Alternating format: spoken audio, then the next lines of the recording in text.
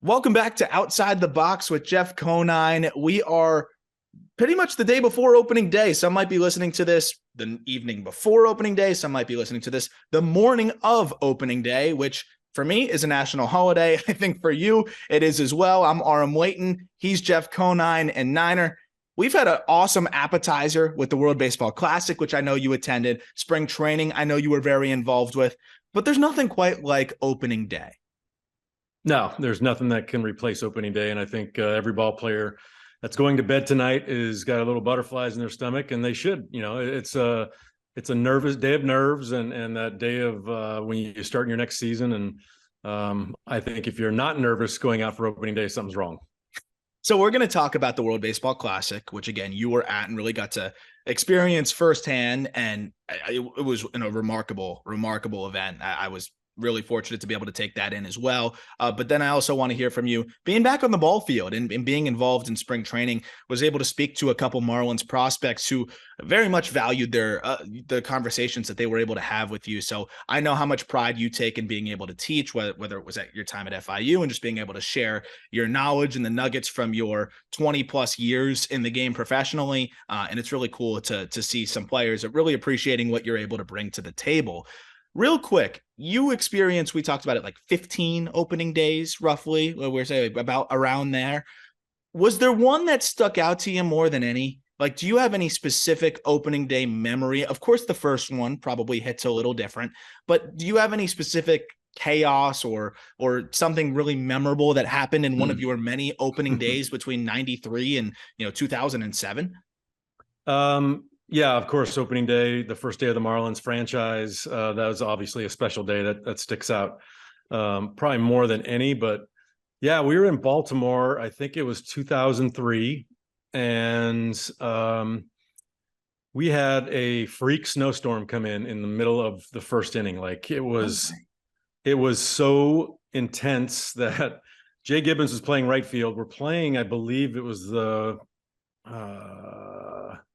I have to go back and figure out who we were playing, but it doesn't even matter because the snow started falling so hard and they wouldn't stop the game. We're playing in a snowstorm.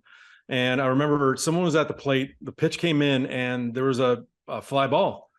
But as soon as it left the bat, nobody knew where it was going. I think the general vicinity was right field. So Jay Gibbons is standing out there waiting for the ball to come down.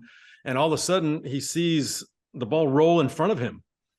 So he picks it up and throws it in, and whomever hit the ball was standing on third base and for a triple. And then Mike Hargrove goes out there and like, what the hell's going on? The umpires didn't know what was going on. And I can't remember if they overturned it or not, but on replay, it hit the railing on the stands and ricocheted back into play because nobody could see where the ball was coming from and falling from because it was snowing so hard. So Jay Gibbs just picked it up and threw it in. And I believe they gave him a triple. And then upon there was no review back then, but when the announcers were trying to track and follow the ball with the TV cameras, they saw that it hit the railing in the stands in right field and ricocheted back onto the field of play. And it's crazy. They ended up suspended the game. It snowed pretty hard for about 35 minutes. Didn't really even stick on the ground, and then it cleared up, and it was a beautiful day for the rest of the day. That's insane. Baseball is the one sport that you just cannot play in the snow, right? I mean, like, aside from the fact that it hurts to hit for your hands, I can't imagine trying to track a fly ball in the snow. I can't imagine, again, trying to umpire in the snow. And that thought, you telling that story of a ball like literally hitting the railing and being scored as something else and ruled as something else. I wonder how many times throughout the years and even more recent history, like throughout your playing career, where there were plays like that without replay that, are in the record books as they are and are in the history books as the way they are, that didn't really happen that way. That was where the art of selling something actually mattered, right? You short hopped a ball like, and you scooped it maybe in the outfield and rolled over and no one could tell. Did you ever like have one of those where you fully tricked the umpire with maybe a catch or a hit by pitch or something? Maybe. I don't know. I had 7,000 at bats. So I'm not like totally sure what happened if I did that ever. Or I remember deking a runner one time really bad with the wall at Pro Player. There's a guy on second base and there's one out and the guy hits a fly ball I know is going to be off the wall, but I camped under it like I was going to catch this thing. and the guy froze. He thought I was going to catch it, and I turned around at the last second, got it off the wall, and held him to third base. I mean, I fooled some runners like that, but I don't think I ever. I don't remember diving for a play and really selling it. It happened a bunch of times. I know that. Yeah, it's funny because that's something that you can't get away with really ever now, and was part of the game back then. Deking in the outfield is a lost art, and I hope more guys start to do that. There's still some guys out there that do a good job of it, and it really can make a difference, can save you 90 feet and can make a difference in a ball game. I want to talk about real quick the WBC, and then we'll get into spring training, and then a little bit more on opening day and some trivia on yourself, because I like to quiz you on your own statistics throughout your career. But the World Baseball Classic was something we hadn't seen in 7 years now, right? Or at least 6 years. And because it was canceled during COVID, and it's only every 3 to 4 years. So being able to have this event, I think, back in Miami again, was really good for baseball in Miami. I think it was an example of how much that stadium can be packed in, how many baseball fans there are in the area. And a lot of people flew in from Puerto Rico, the Dominican Republic, all over, but a lot of people were local. And a lot of people just wanted to go out and see good baseball, and it was great baseball. What was your biggest takeaway from the World Baseball Classic? Because as someone that's played on the big stage, you've played in the World Series, you've played for several different franchises and fan bases, but there's something unique about the WBC. Yeah, you just can't replace the excitement and the fervor of nationalism when you get these countries that come in, Dominican Republic, Venezuela, Puerto Rico. I say those countries because that's the ones I saw at the WBC, and those fan bases are so passionate. When you get that nationalistic feel going in a competition like this, that stadium was as loud as any World Series game that I ever played in. Really? I mean, the energy was out of control, and these people did not leave their seats. They did not leave their seats for 9 straight innings. You look down in the concourse, or you look down in the seats, and you're expecting, people to rush out for a hot dog or whatever. They didn't leave. Yeah. I never saw big lines going up to get a concession even. They just stayed in the whole time, waving their flags and playing their instruments and making noise. And it was one of the most exciting baseball atmospheres, besides the fact that we had some great baseball games that I've ever been a part of or I've ever seen. And like you said, it begs the fact that look what could be in Miami if just 70% of those people showed up. And I guarantee 70% of those people had to be local.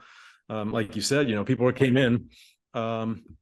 So I think everything was just done so well. The game management, the stadium management, parking, I thought everything was just managed so well from an operational standpoint that, it showed what a showcase this ballpark is, for one, and how nice it is a venue. And that even though you got a big crowd, it works. So a couple of things, because I think you hit on a couple of really important points. One, I was floored at just how smoothly everything operated, because it wasn't just from the fan standpoint of sellout after sellout after sellout, and something that, let's be honest, that the staff isn't totally used to. They were prepared for that. They were well staffed. You mentioned the parking. That's been a nightmare in the past with less fans. They had that all working really smoothly. And then the media side of things, which I can speak to, they had media from all over, right? The Latin American countries, from the Caribbean, and then even from Japan, which that was a whole nother beast of all of the amazing media members that were so passionate from Japan coming all the way over for this. It was basically like the Super Bowl in their words, which was really cool. So to be able to handle all of that, accommodate all of that, was amazing. The one thing that on the Marlins understandably couldn't accommodate, which they usually do, is having the food kind of laid out in the press box. There's hundreds of media members. It just didn't make sense. So instead they gave you food vouchers. So I would go down to the concourse, use my food voucher, and go get, some food during the games. I was floored at how short the lines were at the, different vendors and at the different concessions. And I actually tweeted the exact thing that you said, because it was these fans of Puerto Rico, the Dominican Republic, Venezuela, Mexico, whoever it was, that all just had no interest in getting, food. If the beer guy came by, sure, they'd grab a beer, but the concourse was empty. I've never seen it like that. And that was a testament to how locked in fans were on every single pitch. That's what stood out the most to me. It felt like everybody was hanging on every pitch, which is that World Series type of atmosphere. So I want to echo one more thing that you said there, because I don't know if people fully processed it. Again, you played not only in World Series games, you played in World Series games in football stadiums that had, 65,000 people in it, right? Maybe more than that. You're telling me Yep, that, and I know 68,000. the dome works in the favor of the sound there because it's a bit of an echo chamber, but was that really the loudest environment you've been in a baseball game? And like you said, the roof, the acoustics in there lend to crowds, and that it reverberates off that roof and comes back down. So just for sheer volume, that was the loudest venue I think I've ever been in. That's so cool. It was crazy. That's so cool. What's your biggest takeaway from the games? Because, there was something we talked about briefly before we recorded, and it's kind of a tired debate now, because I think people could really see how important this tournament is, especially when you saw Japan's reaction to winning that. Shohei Ohtani, the most talented player on the planet, his reaction to shutting the door there ahead of what is a contract year for him, ahead of what's going to be the biggest contract in baseball history. He didn't care. He was throwing 102, laying it all on the line against his teammate. But the passion there that you spoke about is some were talking about the risk, having it being right before the season. And you had, unfortunately, Edwin Diaz go down, which was just heart-wrenching watching that after such a high to a low, the beating Puerto Rico, beating the Dominican, and then just seeing the glue of that team just laying on the ground, with a torn patella tendon. Obviously, that's an unfortunate situation. We saw players get hurt in spring training. Rhys Hoskins, unfortunately, tore his ACL for the Phillies, going back on a ground ball. You mentioned before we were recording, injuries could happen anywhere. But there's something about the rebuttal I kept getting as I made my case for the WBC was, it's different when it happens under team surveillance versus playing in an exhibition game elsewhere, is how the naysayers would phrase it. As someone who played for, in the major leagues for parts of 17 seasons. I know you didn't play in a WBC. I don't think it even existed by the time your Year career, before my last year. maybe, right? Yeah. 2006. Yeah. So at that point, you weren't going to play in it. But, as someone who understands what goes into everything on the backside of baseball and being a player, and also now being on the front office side, what is your opinion on, that kind of debate, and where do you kind of stand on that? Seems like the vast majority understands the importance of the World Baseball Classic and growing this sport and showing the passion on the field. But that said, I understand where some people are coming from on there. I just think that people got too lost in that opinion. Yeah. You know what? I liked it. I mean, I like that these guys get to represent their countries, and they're so enthusiastic about representing their countries, and they go out there and they play hard baseball. And I don't think we see quite the fervor in American players as we do in the Latin players.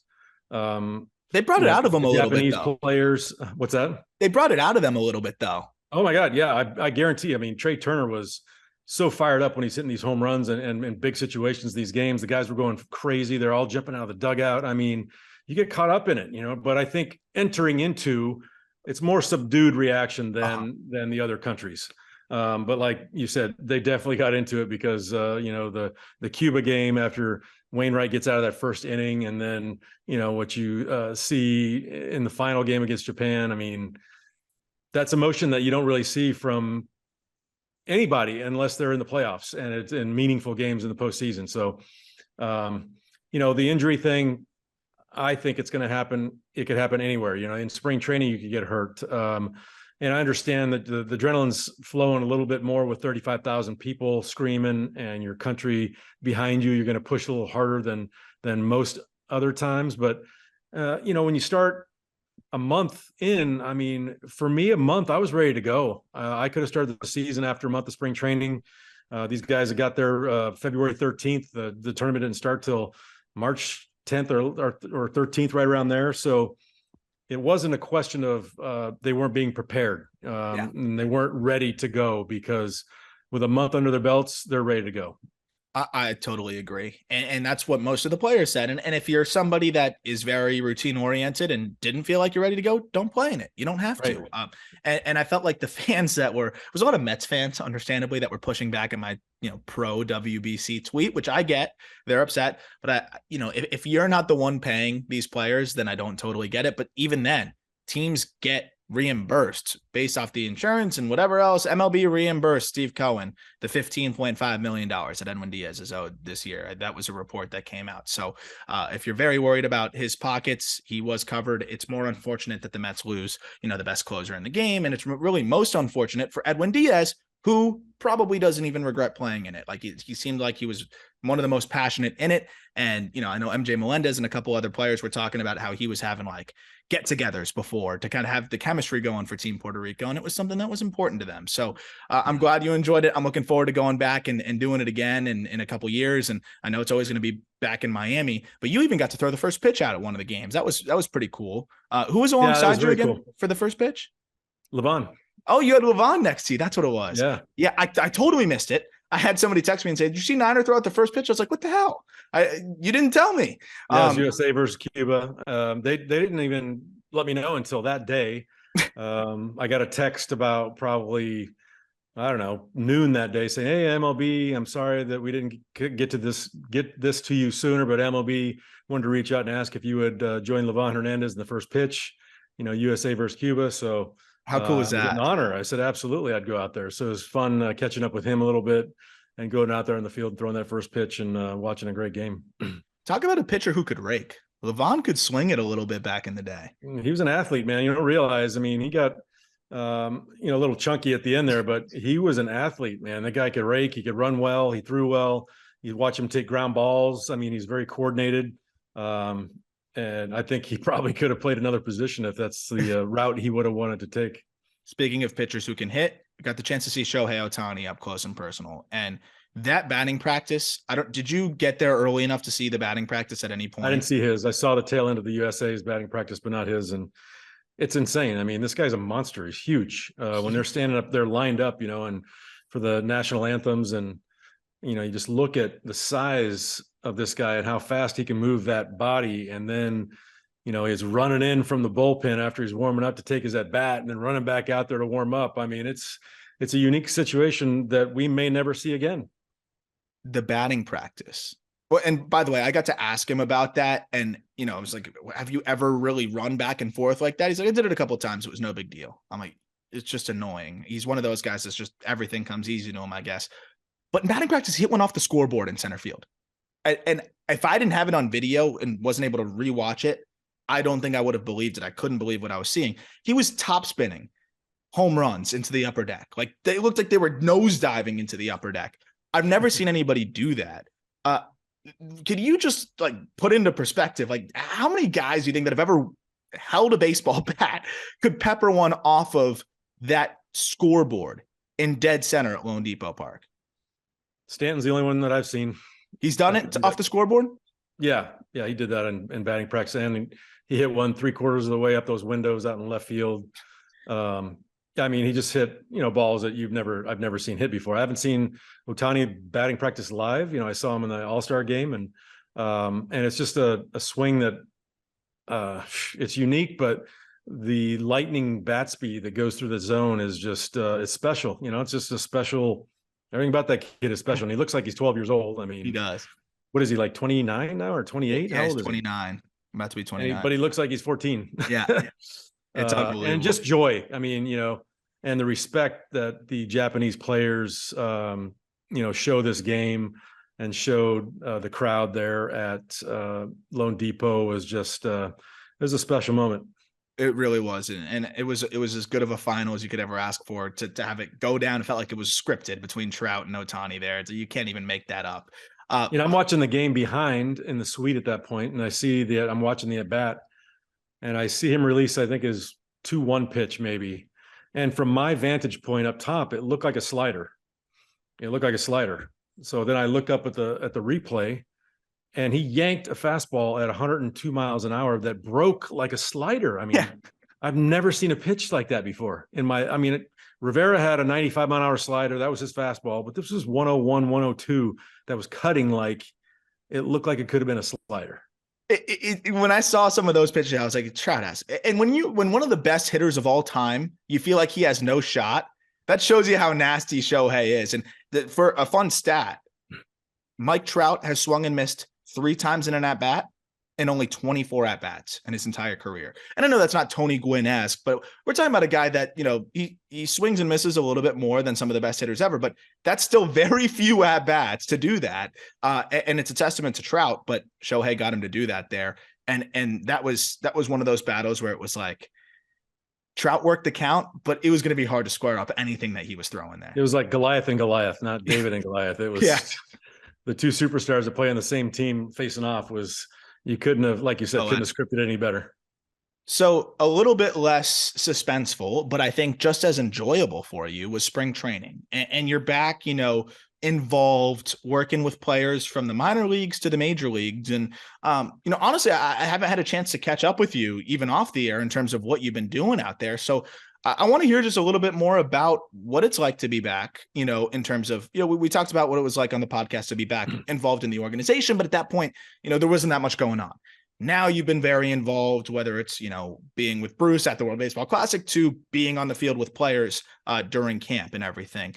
How's it been for you to be back on the field like that? And what was kind of your vibe in spring training as, we got through and now get ready for opening day? It was great. I got to put on a uniform, and, John Jay is a new coach, the new outfield coach, first base coach that's on Skip Schumacher's staff. And, he's a first time big league coach. And, this guy was a tremendous outfielder and really knows his stuff. So I was kind of there. Me and Juan Pierre were out there just kind of, helping him guide these outfielders and do drills and lend whatever advice we could possibly think of, as far as, not really necessarily technique at this point. I mean, Jazz had some, it's a brand new position for him. So Juan Pierre had a lot to say to him. Obviously, that's where Juan Pierre played. But for me and him, it was more about, how to work, taking your reps in batting practice, getting those reads off the bat. So it becomes almost automatic. Like you're moving right when the bat, even before it makes contact with the ball, you're able to read where it's even going to go. So, yeah. So, getting to be out there with that's what I know. I know baseball. That's all I know. So to be able to just talk shop with major league players and the outfielders, especially, it was great. I got to go out there pretty much every day. Got to go down the minor league side and watch the minor league games and kind of participate in chatting with the coaches, and I'll probably do some trips during the season to see the affiliates and write up reports on these guys, and just I'm in my happy place. Wherever they need me, I'm going, and they're giving me the freedom to be able to do kind of what I want and lend where ever I can, either on the business side or the baseball side. And it's been perfect.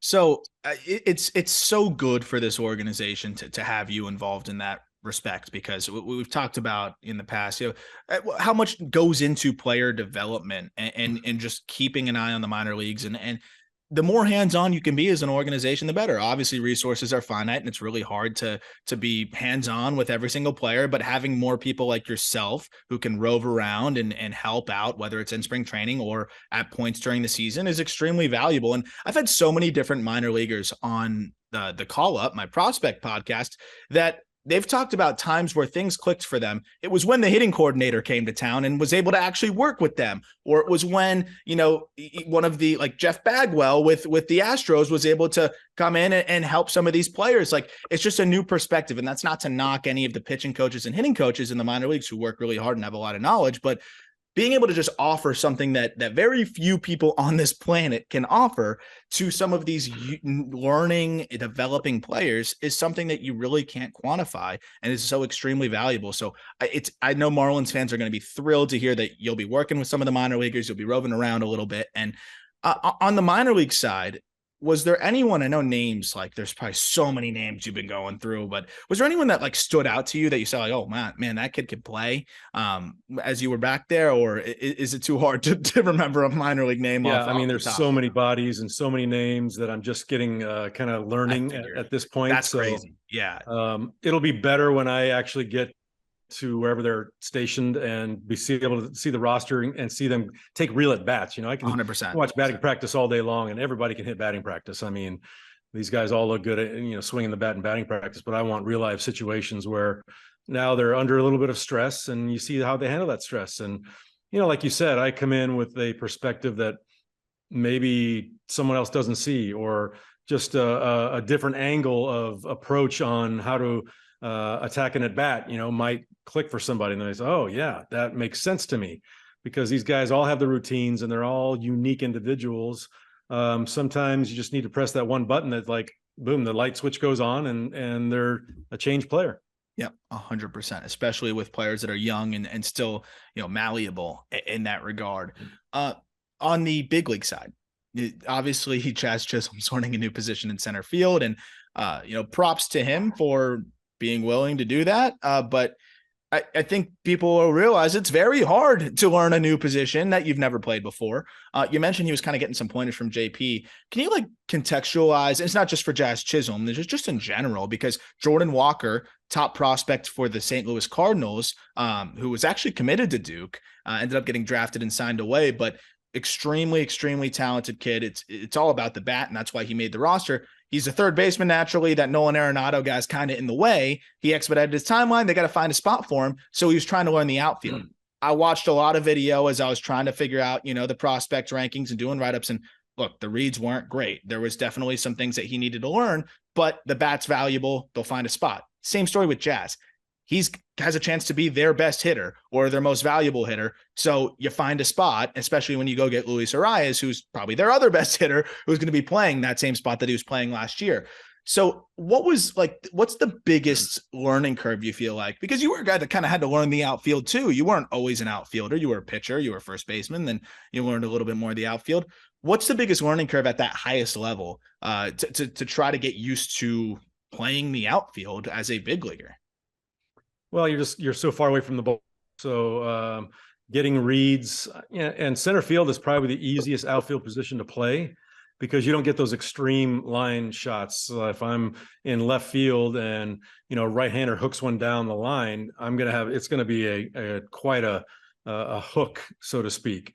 If a lefty is late on a ball and he's slicing that ball toward the line, it's going to be a big sweeping slicer toward the line, where when you're hitting up the middle of the field, you don't get those extreme slices or whatever. So it's going to be pretty so for Jazz, it's just going to be about judging speed off the bat, launch angle. I mean, we talk about that as we're hitting, but trying to judge the angle coming off the bat to judge how far it's going to go and then adjust from there. And, I think for the main thing, probably the biggest or the hardest thing for an outfielder to do when they're just learning the new position is having the confidence to play shallow. Right? Because every outfielder is afraid of the ball going over their head. And, we tried to pound into these guys' heads, try to do as much work as you can to be comfortable going back on the ball, because it's the hits that are mishit in front of you that the ones that really kill the pitcher. If they give up a line drive bullet off the wall, you're not going to catch it anyway. Yeah. And that's on the pitcher. When you're getting a ball hit over your head, that's on the pitcher. The stuff in front of you, that's on you. If you're not positioning yourself correctly. So going back and forward is the hardest thing. He's got so much speed. He'll be able to run anything down in the gaps. He'll be fine there. But I think it's just the straightforward in and out balls he's going to have the most adjustment time to do. And that's batting practice, man. You go out there and batting practice, you get 100 balls a day hit that you can take live reads. You can take live reads on, and it doesn't take a whole lot of time. If you're really concentrating on those, it doesn't take a whole lot of time for it to become second nature. And that's the big thing is the reps. And you mentioned going east and west, like Jazz flies. That's something you can't teach. That is, having that closing speed can help for, what could be a little bit delayed reads and jumps that can help bail or a bad you out. route. You might be able to run a ball down. Yep. But it is an interesting point that you make, where it's probably more likely that a lot of these Marlins pitchers, because they are so talented and a lot of them are ground ball sinker guys, bust in on your hands if you're a righty, they're going to give up ground balls or weakly hit fly balls. Like if they're given up the shots, if Sandy Alcantara gives up a shot to the warning track, like, tip your cap, right? It's more likely that there's going to be those bloopers. I'd say the same thing with Luzardo. I'd say the same thing with Edward Cabrera when he's on even. I mean, these pitchers are really talented. Did you get a chance to see any of these arms, much in spring training? And what can you say about just how, I mean, that's the bread and butter for this Marlins team. That's how this Marlins team is going to succeed, is off of the backs of this extremely talented rotation. But can you speak to just what it was like to see all of these young, talented arms here in Miami?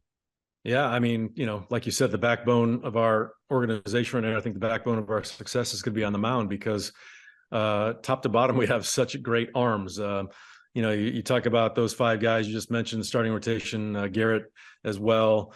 And you got Puck that we got in a trade that's a 6'7" monster that I think his first warm up pitch in his first bullpen was 98 or something crazy like that. So, it's just mind boggling the velocities they're throwing up there and the talent at such a young age that we have. And Cabrera just, Yuri Perez is another one that is on the horizon. This guy, the way he handles himself on the mound is well beyond his years. And when you got that kind of confidence and that kind of talent, barring, unforeseen injury or anything like that, it's set yourself up for a really good career. So Yuri, that's what it's funny. I've heard from teammates like he's like a vet. It's like he's much older than he is. He's 19, which is remarkable. 6'8", Yeah. so talented. We could gush all day about how talented he is as a pitcher. He got a lot of opportunity this spring, and was challenged by this organization by getting starts in spring training against big league lineups and the A lineups. And, he struggled at times, but he still managed to get through it. And, you wouldn't see him sulking or getting upset. Like, he made the next pitch. Overall, it was a learning opportunity for him, and he's going to start the year in the minor leagues. But can you kind of speak to how a guy like him with his stuff, how talented he is, it kind of shows the gap, though, still of the work that he still has to do to get to the big leagues. What causes a guy like that's that talented, that nasty, to still get beat up a little bit in spring training against big league hitters? Is it like fastball location? Is it, sequencing? Like, what do you feel like is the separator? Because not a lot of guys in the big leagues throw, 98 as effortlessly as he does. There are plenty of guys that do it, but not that many, and not that many have his pitch mix. That said, he still got hit pretty hard in spring training. Yeah, you know what? I don't really care about velocity as much as deception. When I was playing, I remember there were some guys that threw 98 miles an hour that I was digging in the box. I couldn't wait to face them. And there are guys that threw 91 that I hated to face because they hit the ball very well and they had great deception. So I think with him, you get that slot where the hitters might see it longer than some other pitcher that's not even thrown with that kind of velocity. And these major league hitters are talented, man. If you put it over the middle of the plate with not a lot of movements, and sometimes when you're putting pressure on yourself, you're trying to overthrow a little bit, that takes away movement. Yeah. So you're throwing a straight fastball, these guys are going to jump all over it. And I think that's probably what we saw in spring training for Yuri, is just the nerves a little bit. It's like you said, 19 years old, and he's thrust into a big league situation, trying to impress. I think he overthrew a little bit, and I think that took away a little bit of movement. And that's a recipe for balls over the white part of the plate. And these guys are good. They're going to hit it if you make more than one mistake per at bat. It's a great point, because he's a guy that does rely on a lot of arm side run and gets a lot of ground balls. He's kind of like a Sandy Light. But when I watched the game I went to, I was right behind home plate. It did seem like the fastball was a lot straighter, and guys were on it. But this is probably the best thing that could happen, right? Adversity in a setting that doesn't really matter, and to kind of go back to the drawing board and continue to get better from there in this minor league season.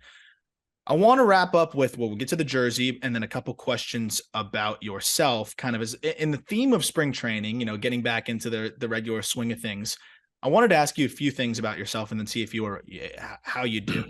What spot in the lineup did you personally like, cognitively, consciously? What did you feel the most comfortable in? And then and maybe it's the same answer, where do you think you hit best in the lineup in terms of OPS?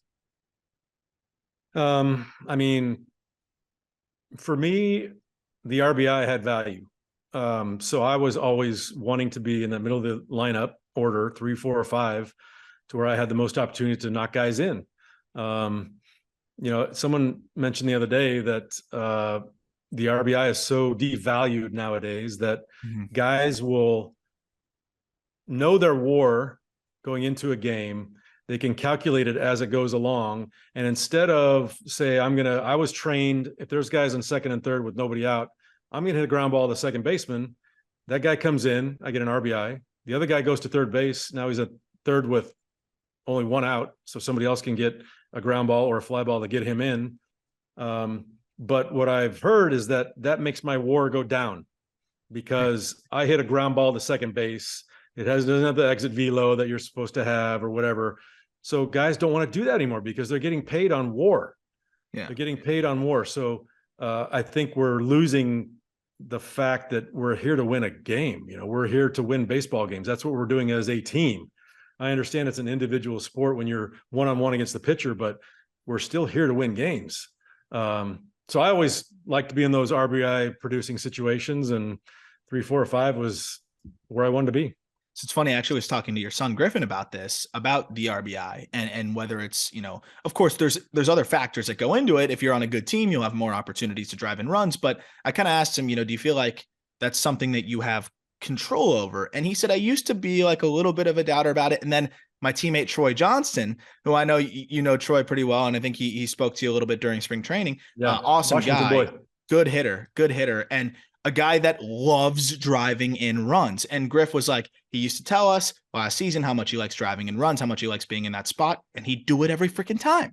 So he's like, Troy made him a believer in the RBI in terms of like really being able to control that, because there's something almost freeing about, I don't have to get a hit here. I just have to hit it in the air to the outfield, or I just have to hit it on the ground up the middle or in the infield. That almost gives you a little bit more confidence, right? To just do something that isn't a line shot into the gap. You can kind of control the outcome a bit more.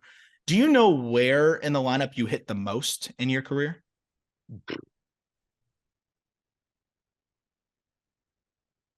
No clue. Fourth. You Fourth. hit cleanup more than any other spot in your career. 602 games in the cleanup spot. Next most was 408. Also, you hit your best in the cleanup spot. 810 OPS, a 293, 354, 456 slash line in the cleanup spot. So kind of backs it up there in terms of probably had more RBI opportunities there. Of your, RBI breakdown, 398 runs driven in the cleanup spot. That was more than double any other spot in the order. And 602 games in that cleanup spot was not double the amount of at-bats as 2 other spots in the order. Second most was in the 5 spot, which you were also very solid there. But interestingly, slightly better numbers in the 6 spot, where you played 358 games. So some of it could be coincidental. Some of it could have been where you hit in the order on certain teams in years that you had good seasons. But I do think it's telling that you had the largest margin of difference in the cleanup spot in terms of your numbers. That's the one spot that you had over an 800 OPS and the highest batting average as well. That's what I liked. I like being there, and that guy that, a run producer, they called you back then, when you drove in runs. And they still exist. Look at Jose Abreu. And I think the Astros were smart to pick him up. I think he's going to drive in 120 this year. I do. Yeah. And he did it with that team. Could very well. How many games do you think you hit leadoff in your career? Oh, leadoff? Or how many at-bats do you think you've had as a leadoff hitter? I don't even remember ever hitting leadoff. Maybe 2 games, 3 games.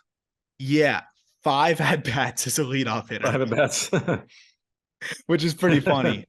You were 3 for 5. Oh, nice. Should have hit you leadoff more. No kidding. I think I remember that, and when I saw the lineup card, it was like shocking. Like, what the hell? I'm leading off? That I've never seen that before. So you're a guy that likes to drive in runs. How would you feel in the leadoff spot? It's a different role. It's kind of see pitches, battle. They're going to go after you a little bit more. Like, how would you feel? Yeah, see, that wasn't me, man. If there was a first pitch fastball down the middle, I'm hacking. My teammates in my first at bat would not have been happy with me, because, that's the guy that gives kind of the scouting report, right? You see some pitches, you're like, oh my God, he threw me a slider here, a fastball here, his fastball's doing this. I would have been 1 pitch and out of there. And they're like, what's he got? I'm like, I don't know. He threw me a fastball down the middle. That's all I got. No. And it's funny too. If anyone was concerned about maybe you not being honest, which I don't think anybody would be, the stats would back it up. With runners in scoring position, 829 OPS, every other situation, 765. So not only is Jeff's recall good, he also tells the truth. Men on 816 OPS too. So I could keep throwing stats out left and right, but it is really impressive in that regard. One thing that, I wonder how much this was a difference for you. Starter versus reliever. Is it that much more uncomfortable facing a reliever? And I know it wasn't totally the way it is today where these guys just all come in and you have to be 96 to be a reliever. But I mean, there were still a lot of tough relievers that you didn't see much of, and then all of a sudden they come in. Did you feel that much more comfortable against a starter, or did you kind of not really feel much of a difference? No, I think we felt different for the starter because, back then the workhorses got 250 innings, a year, not just 200, which barely anybody gets now. So you're seeing them longer. You're seeing that third at bat a lot of times during the game. So hell, I felt more and more confident the more pitches I got to see off the starter. So I wanted them to stand as long as they could, because I think I'd have them figured out by the third at bat. And what went into like scouting reports back then? Because I say back then, it really wasn't that long ago, but the game has changed technologically so much. The world has changed technologically over the last 20 years as much as it has in the last 100 years. Yeah. What was a scouting report like back then? Our scouting report was the advanced scout would go and give us velocities and what he was seeing as movement on his pitches. And then we get the video and we play the video in the starter. We play the video in the locker room for just have it on loop. So you're watching. And then, for me, I liked it simple. I like to know what his fastball did. I did like to know what velocity was, if it was something I really need to get down early for, or was an average fastball, but back then was, 90, 91 miles an hour. Now it's, 94 almost. And then, depth. Did it sink? Did it run? Was it straight? I wanted to know those things because everybody had a slider and they all pretty much look the same. I mean, some are better than others. Everybody has a curveball.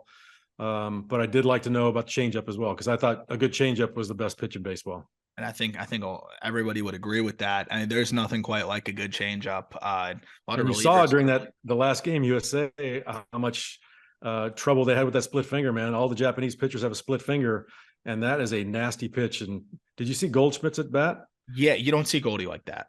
You don't see him swing and miss at balls like that ever. And he was so uncomfortable. Can you explain what makes a splitter so hard to hit? Arm speed. You can split your fingers and throw with the exact same arm speed. That's what makes a great changeup. Is I'm swinging off the arm, so I'm swinging off the hand coming through the zone before it's released. I got to make up my mind, and it looks like a fastball to me. So I'm already starting to gear up and start my swing, thinking that it's a fastball, until I recognize halfway there, that's 8 miles an hour difference, and then it's too late. With that split, it's the same thing. It's just such great arm speed, but then you get a knuckling action almost on the really good ones, and it just dives at the end. I mean, really dives out of the strike zone. So that very was my tough pitch to recognize. Yeah, sorry. So that was going to be my question, though, was what's interesting to me is like, with a lot of good changeups, they maintain the spin, so it's hard to differentiate. What's interesting to me is I've never seen a splitter as a hitter. It doesn't spin much generally. They're very low spin pitches. That's why you get that knuckling action. Are you not able to pick up the spin as a hitter until it's too late? Because it is spinning much less. That's what gives you that action. Is it just too hard to pick that up at by the end? I think just the arm speed is so great. It's sometimes they even throw it harder than they do a fastball because they know the grip is going to take away the speed they want and give it the movement they want. So they can throw it as hard with a spin with the arm action. So when I'm looking at it out of the hand, damn, that looks like a fastball. And that's what I'm geared up for. And then all of a sudden, by the time you recognize the lack of spin, and then you got to recognize, is that high enough to stay in the strike zone? And a lot of times you just start your swing and the bottom drops out of it. Yeah, and that's a pitch that, man, when you got to work it. That kid Roki Sasaki, was up to 102 and then had that freak split. It was a joke. One other stat that's nuts, not even a trivia question. I just wanted to read it to you because it's pretty absurd. Of course you're going to have great numbers in a 3-1 count. That's what we all dream of is hitting in a 3-1 count. You hit 386 in those counts. What floored me was his 687 at-bats or plate appearances off of 1-1 counts. Meaning when you put the ball in play off of a 1-1 count, if you progress to a 1-2 count, then it doesn't count towards that, right? You hit 369 in 1-1 counts. How? Is that does anything click there? Is there that's not that favorable of a count? I'd almost argue that's advantage pitcher. I viewed it as an even count, and I didn't want him to get to 1 and 2. So I was ready 1-1, put a ball in play. And for me, it wasn't the nasty pitch that a two strike count would be, a slider off the plate away, or something down in the dirt. They're trying to get you to chase. I think 1-1, they're looking to throw a strike to get you to 1-2. And I didn't strike out a whole lot, so I was able to let balls go that are out of the strike zone, maybe a little bit better than others. And I don't know, that was of that count. Did you feel like you had just a really good idea? Like, we don't get chase rates from when you played, and that's a stat that it really tells you a lot. Obviously, you're able to figure out how much a guy expands the zone. Did you feel like you would have been like one of the better in that department? And you said you didn't strike out a lot, but you were also like to swing when it was in the zone. And but what stands out to me is the last count stat I'll give you. Full counts, 500 on base percentage. And of course, full count, 3 balls, you're going to walk a lot, but it's also 2 strikes. And you also have to pull the trigger if it's close. 500 on base percentage is pretty impressive, no matter the count. And when it's full, I think that's pretty cool. Did you feel like you had a really good ability in that spot to still be able to shut down a borderline pitch? Yeah. I mean, that's just, you try to zone in. I tried to look at a 3-2 count that the pitcher is in more trouble than I'm in, right? So he does not want to walk me for one, because pitchers never want to walk anybody. So I knew that they weren't going to nibble. They're not trying to go down and away with a slider on the black. They're not trying to go down and in with a nasty cutter or a sinker. They're going to throw something mid-range for a strike. If they make a great pitch, right, you tip your cap. But more often than not, they're going to make that middle white third of the plate. Last trivia question on yourself. What position defensively do you think you had the lowest OPS and batting average in? So based on Third base. Sorry? Third base. Third base. Actually, you were pretty good when you played really? third. 299, 361, 472. Oh, damn. Wow. I had no clue you played third base until recently. That was, I need to find video of you playing third. No, you don't. Just do not look at those videos. They were ugly. It might be a trick question. It was an emergency situation. It wasn't. 60 games. Yeah. I don't know. First base, left field, right field, maybe. It might be a trick question. DH. Oh yeah, I hated DHing. I was gonna load it up and just ask if you liked DHing, but yeah, your number's way worse when you DH'd. I was like 240 something, right? As a DH. 240 as a DH. How'd you know that? I don't know. You hated it that much. I hated it that much. I had to see how bad I was when I DH. Because some guys love it. Some guys mash as DHs. Why did you not like it? I just needed to be active. I liked, if I had a bad first at bat, I liked that I got to go on defense and forget about it, and kind of move on to the next thing. Where DH, you have a bad first at bat and you're stewing about it for a couple innings until you have to do it again, and it's, you got to keep your body loose and go in the cage, and you're taking hacks off tees. And I don't know, I just didn't like it. I like being involved in the game. A lot of guys do feel that way too. It's a very polarizing topic. But guys in the minors, I know they're happy to take the day off every once in a while and get that DH role. I know your son likes to play the outfield, but I've talked to him every once in a while. Getting the DH spot's not so bad. Yeah, it's not so bad. It's not so bad. As a pinch hitter, though, 806 OPS. You had 290 as a pinch hitter. Look out, Lenny Harris. Let's move on to the jersey and then we'll wrap up with just some talk about how you feel about the Marlins this year and what you're looking forward to. But this jersey looks like a San Francisco Giants jersey. I don't know. It's white with like an orange collar. Yeah, close. Not the Giants. Mets? Nope. What's orange and white? Orange. Orioles. Okay. All right. Yeah. All right. We've already done Ripken. Hall of Famer? Yes. Hall of Famer. Man. Okay. Can you give me a span of years? I played against him. He was very late in his career, very early in mine. I'm trying to remember who he was playing for when I played against him. Maybe the Mets. The Mets. Orioles and Mets. Position? What position did he play? Outfield? Outfield? Yeah, outfield, I think. You don't know his position? No, I don't actually. Outfield. I think outfield. Maybe first base. He Dang, was finishing up. I don't want to lay up on a tee for you. I mean, geez. You didn't even know what position he plays. Okay, hold on. Hall of Famer for the Orioles. There aren't that many. I feel like there's like sneaky a decent amount. He was But that I finishing played up. against? He was finishing up when you came up. So Yes. like Baines, it couldn't be Baines. He's not in the Hall of Fame. He's not in the Hall of Fame? I thought he No. was. Can't be. Could it be Alomar? Nope. This He's is a switch tough. hitter. Switch hitter.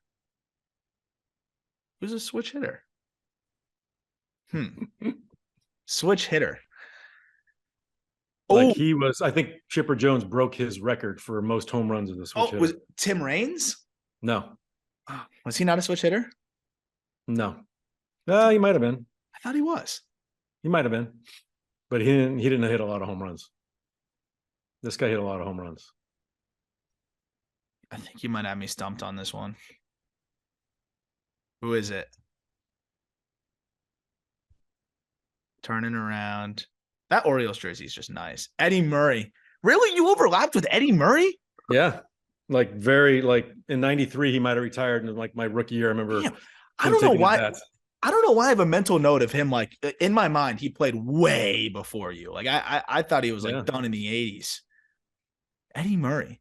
Do you have any like distinct memories of him as a player? Well, he was a coach for us with Baltimore, so I got to hang around him a lot. And one of the reasons I wore it today is I did a function for the Marlins, and this guy from Baltimore came up, and he was at some place at a conference or something like that, and Eddie Murray was at the bar, just nobody else around him, nobody even Just recognized him.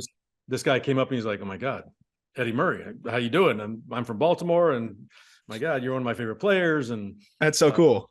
But Eddie's a great guy and had a nasty cutter as a BP thrower, but he could stand, even as a coach for us, he could stand on the left field line and throw it out of Camden Yards. Oh my gosh. Yeah. Wow. He had a hose. He had a rock. He had a good arm. He had a hose. What amazes me about his numbers is never really had like that holy crap insane season. It was really, I mean, he was a runner up for MVP twice, and it was during an era where there wasn't a lot of offense, but just he led the league in home runs with 22 one year to give you an idea of how little offense there was at some points. But to hit 500 home runs with only having a couple 30 home run seasons, like that's consistency. Yep. 3,255 hits, 504 home runs. And he is the all-time leader in sacrifices for what that's worth. That's kind of cool. But yeah, wow, what an awesome career and a really good player that probably doesn't get enough fanfare. As a guy that he played more recently than I thought. 97 was his final year with the Dodgers. He played 9 games in 1997 with the Dodgers, 46 with Anaheim. Heck of a player.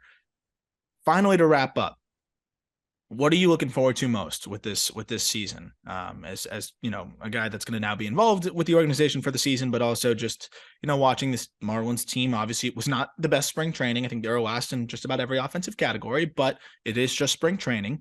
Clean slate. We get moving. This is a more talented team than last year. What are you most excited to watch on the field, and what are you most excited to just do as part of the organization now and being back involved? Well, I'm just glad that spring training is over. You know, for me, it's just way too long. As a player, I love the spring trainings. We had strike shortened seasons, and we had like a 3.5 or 4 week spring training one time, and I thought that was absolutely perfect. But you know, just to get a clean slate, get all this talk about, oh, we didn't have a good spring, blah blah blah. Let's flip the switch tomorrow and get everybody on the field and they're in the position they're going to be staying in for the whole time. And you know, honestly, to watch this pitching staff do their thing. You know, it's going to be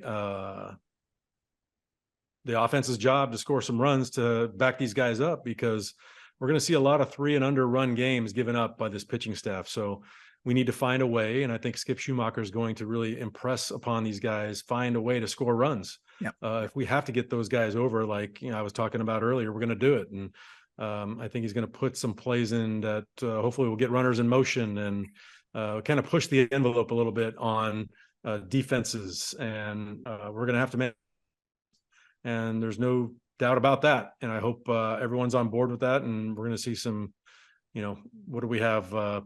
41 run losses last year or something Yeah. crazy. Yeah. You flip 10 of those and now you're all of a sudden you're a winning season. Yeah. So It is amazing that that's the difference. And, having a healthier pitching staff, having those guys back, and, adding arguably the best contact hitter in baseball in Luis Arias to the fold. Joey Wendell's a speedy guy that can spray it all over. So is John Birdie.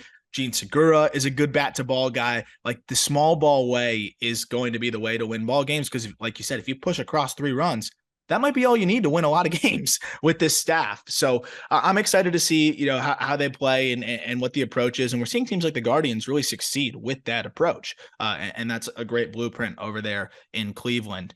But that'll do it for this episode of Outside the Box with Jeff Conine. Really excited to talk to you through the season and get your takeaways from this team, from your trips through the minor league ranks and what you're seeing out there. And I think the insight and information you're going to be able to give us here throughout the year is going to be really fun. As always, thank you all for listening. Look forward to talking to you very soon again on Outside the Box with Jeff Conine. thanks, Arm.